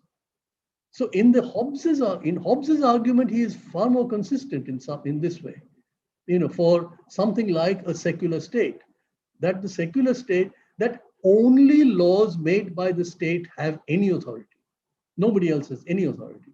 Now that is obviously not the ground level situation. So when Ambedkar is, let's say, in the Constituent Assembly, he cannot make Hobbes's argument, right? He cannot say that there's no authority to any religious texts or anything like that. He will have to actually go into these arguments themselves and make the case, are these practices consistent with a constitution which has fundamental laws like equality and liberty? They are inconsistent. And on that ground, he will say that the state must intervene because it violates the law of equality. Right? thank you. Sir, Yes. I wanted to ask. It's a little mind-boggling to hear Ambedkar after Hobbes and to relate these two figures because of the way we have studied Hobbes in the past. I was just wondering, sir, that I understand why, like you said, that Ambedkar wanted progressive and just practices to be upheld by the popular sovereign. Uh, but sir, I am actually a little surprised. I mean, I can't understand whether this progressive and just practices was even a priority for Hobbes in the first place. I'm not being able to relate. See, Obviously, Hobbes was completely unfamiliar with something like a caste system, right? That is not part of his thought.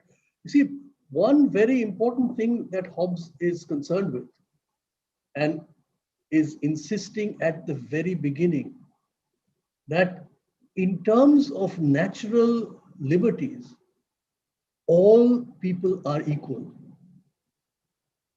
right? So if you were to apply that argument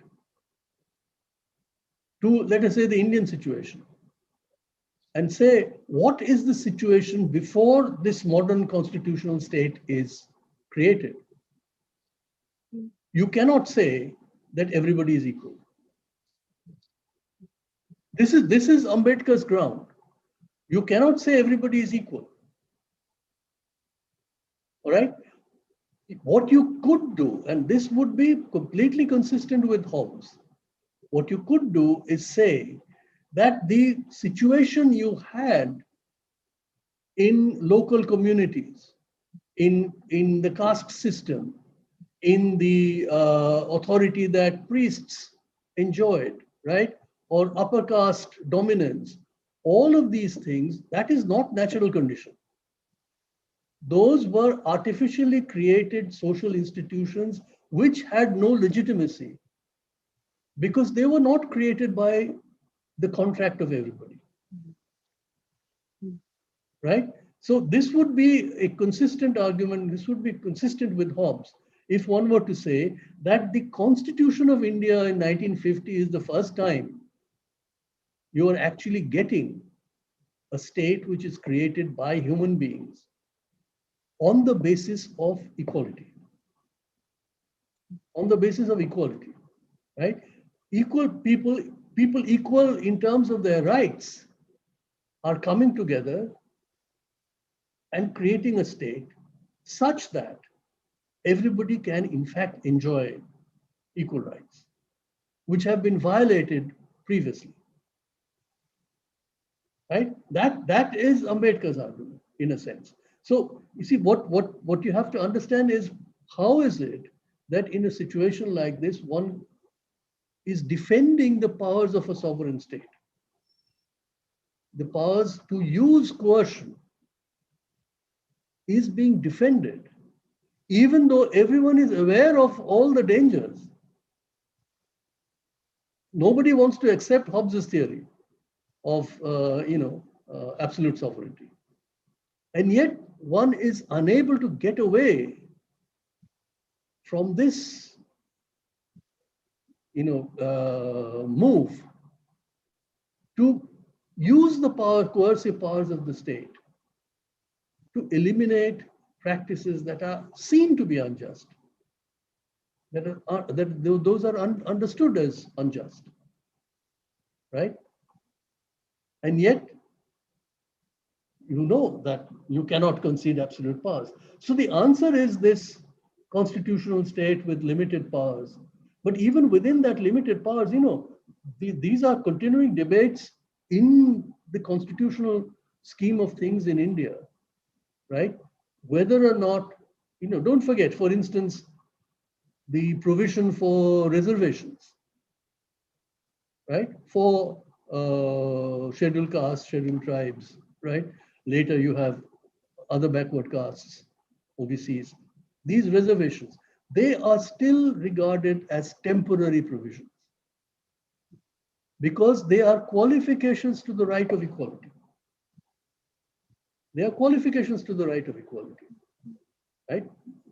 When one reserves certain seats for some group of people, you are not treating everybody equally.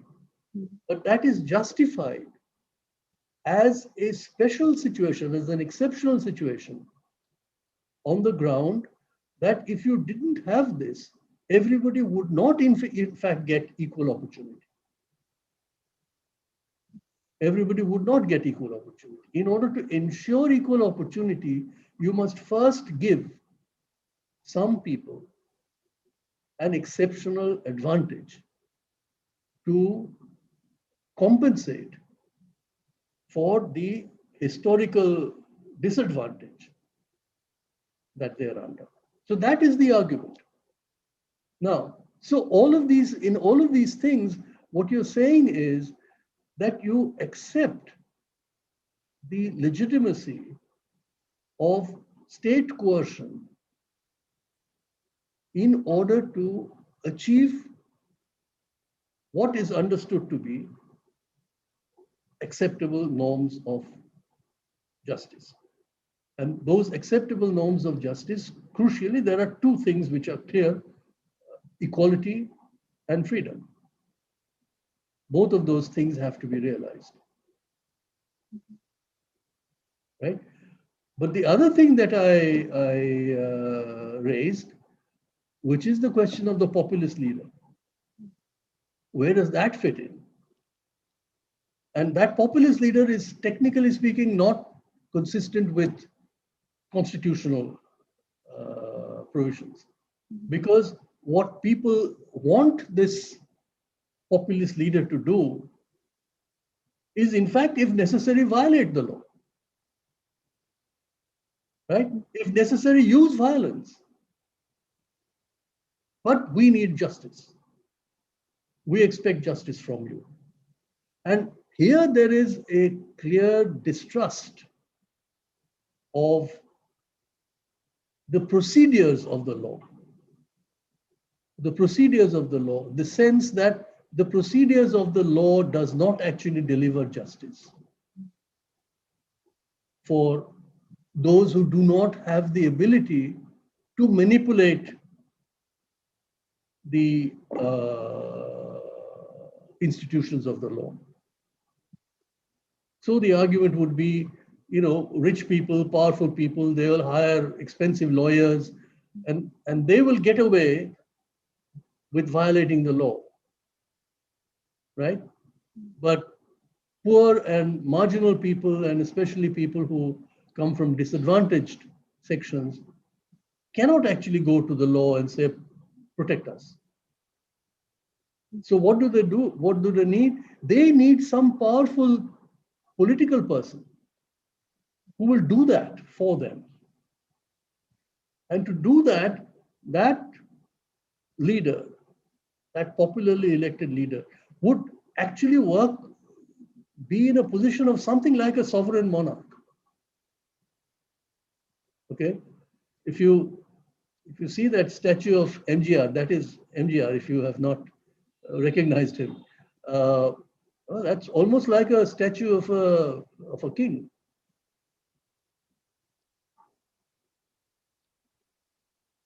All right. Thank you so much. So, Shobik, Lenny, shall we stop?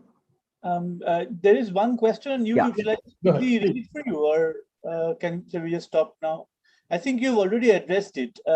It asks, how do we explain the emergence of various groups within a state which present themselves as protectors of exploited people and cause widespread disruption of life?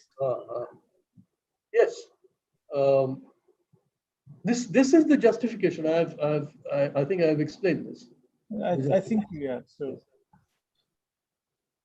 yeah, in that case, I think we can. Okay, so thank you very much. And the attendance, if you want to take it. Yes, you can always write to me over email. Then I shall stop the live streaming. Thank you to those. And we can do the attendance quickly.